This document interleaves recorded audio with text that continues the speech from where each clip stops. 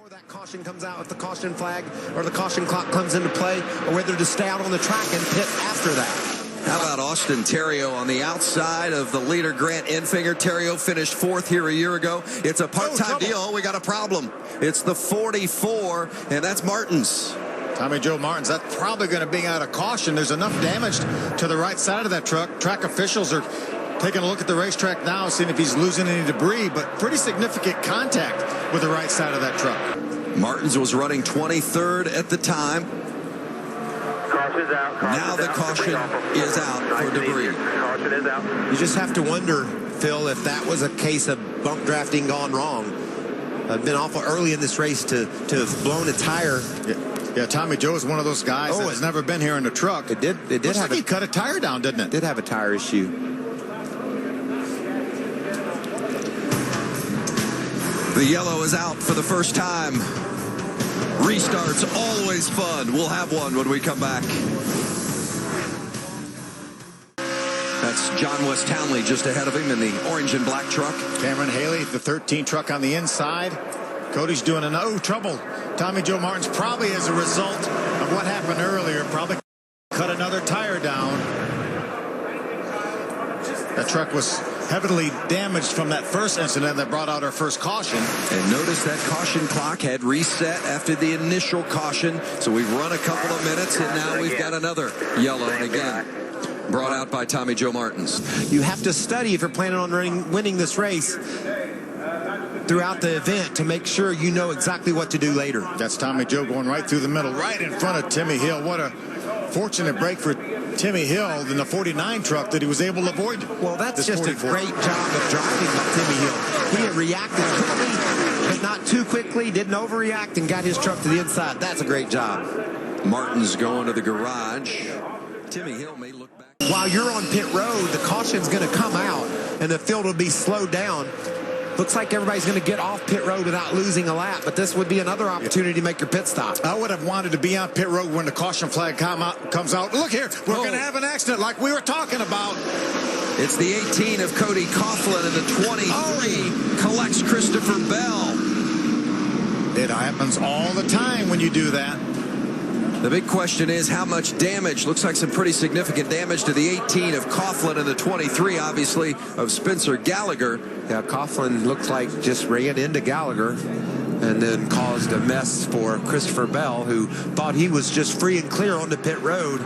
Michael, you made a great point. You said you got to get to pit road without getting run over, and that's quite the challenge when you're coming to pit road under green under these conditions. Take a look at it, and this is as they're trying to get down to pit lane and get down to speed. Watch the yellow truck of right there. Cody Coughlin. He ran into the back of Spencer Gallagher, and that caused that mess. And you can see the 9 truck of Byron sliding his tires. He should have come on to pit road. That would have been a free pit stop for him. Now he's having to do it and lose all his track position. But you see. Yeah, was there contact into the back of the 18? Looked like Ben Rhodes, maybe, in the 41 truck, ran in the back of Cody Coughlin. Christopher Bell gets some damage there. Oh, look at Sauter tiptoe through there. Here's Cody Coughlin right along. Listen.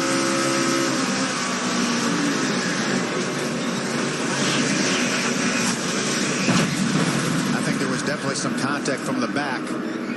Then he was along for the ride, got into the inside wall pretty hard. Watch Sauter. This is an experienced veteran. He knows. Look how far to the left he is. That's where you want to be, except for a truck comes sliding by him on the inside. 2 trucks. Unbelievable job by Johnny Sauter. What a veteran move by him. Then he had to avoid Suarez on the outside. Sauter can't let off. That caused a big crash. Look at Enfinger. Oh, there it is. Enfinger around, Cameron Haley around, Ben Kennedy. They got us for it. Huge crash in turn 3 at Daytona with 8 to go. I didn't see any way they could continue to run like that. Look at Terrio, tore all to pieces back there. Fast truck. Ben Kennedy involved, William Byron involved, Suarez, there's Chris Fontaine. Terrio with such a great truck. There's Daniel Suarez stepping up into the ambulance. Good to see him climb in under his own power. Watch it. Here's how it happened. The 3 wide. We knew 3 wide wasn't going to work, but it actually happened inside. It looked like the 17 of Peters might have gotten into the back end of the 13 of Cameron Haley. And that was right beside Matt Crafton. He got, hard contact. I thought maybe they had a chance to straighten it out, but then it just stacked everybody up so much. And then about 3 or 4 rows back, they started wrecking. You can't see, Phil. You don't know that those guys have gone out of control up ahead of you. You got the gas wide open, driving straight into the crash. There was a push from Timothy, turned Cameron Haley sideways out into the outside of John Hunter Nemechek. And again, there it looks like they're almost straight, but now we're 6 and 7 wide. Look at Chris Bell slipping through. Well, this is going to be one of those races where you might look back as the winner or the top 2 or 3 finishers and say, whew, we dodged a couple of those. And we talked about this earlier in the show tonight. We've seen it all night. Watch Peters hit. You can see he wasn't right behind the 13 of Haley and knocked him into John Hunter Nemechek. Nemechek's able to continue, but behind them, what a mess. Looked like it actually lifted the back end off of that 13 truck up off the ground. Watch it from the onboard of the 88 of Matt Crafton. Just 2 wide behind you. Nose to tail. Easy. 3 wide, 3 wide, 3 wide, 3 wide. Keep rolling, keep rolling. You good? Yeah, I think Matt got the damage from the 86 of Brandon Brown. Half. He's to him. There's our forward onboard. Keep coming low. Come on low. Keep coming outside. Coming. Coffins out. Come on low. Come on. I think he was going to be okay until Cole Custer bounced off the wall into him. And just remember what we said. You're 6-8 rows back. You're still wide open while they're crashing. You can't see what's going on yet. What a save by John Hunter Nemechek, though. Keep it behind you. Run to go. The white flag is out. They're going to crash. Sauter with a big run. They're crashing. Christopher Bell upside down.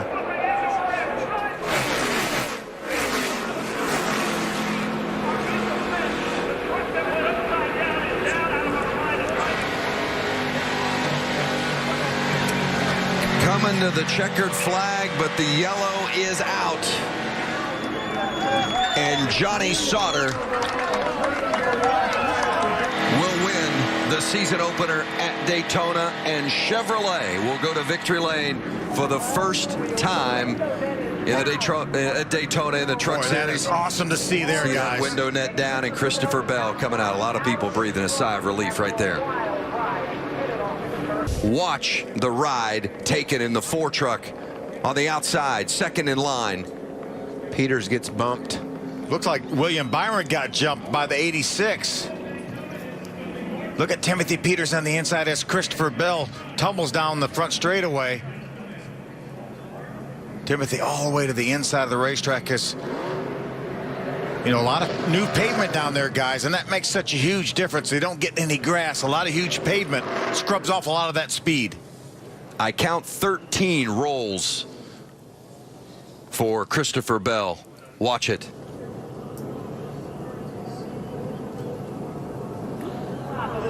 Well, Daniel Hemrick almost went underneath that 4 truck of Christopher Bell.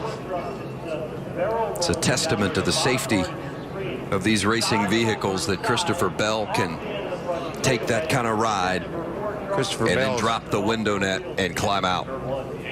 Very fortunate that these trucks are as safe as they are. Look at this truck just get out of control. Probably about the fastest part of this speedway, Phil, right out of the tri-oval. It just starts tumbling. That young man with his dirt racing background, I'm sure he's had many barrel rolls in his career, but none like that. And Michael, I know you've been upside down. I've been upside down like that. The flipping's not that bad, but it's the landing that hurts. And that thing landed about 6 or 8 times pretty hard. What about Brandon Brown? He slides through there. Looks like he's going to be credited with a 4th place finish. I think he might have got in the back of William Byron, and that's what got in the back of the 4 of Christopher Bell and turned him sideways. Wow. But we saw, experienced driver like Timothy Peters. Let's watch this view. Keep coming to reckon. Back it up. Back it out. Wow, he had to turn hard left to avoid the flipping Christopher Bell. You're right, Phil. All that pavement down there gave those guys options. Watch Timothy Peters second in line on the inside after the contact. That looks a whole lot like the angle that Kyle Busch rode into that inside wall a year ago. But all that pavement and that wall has been relocated. There's safer barrier all in that area there. And just barely nudged that safer barrier with all that pavement to scrub off the speed. Will we see you with this team at Atlanta? Yes, we will be there. We'll be at Martinsville. We've got a lot of races with sponsorship. We've got some unsold that we need to sell. So, like I said, me, John Munson, Shiggy Hattori, we all want to run for a championship. I know Toyota wants one, so it feels good to be back. So, I mean, second sucks, but I'll take it. Great night.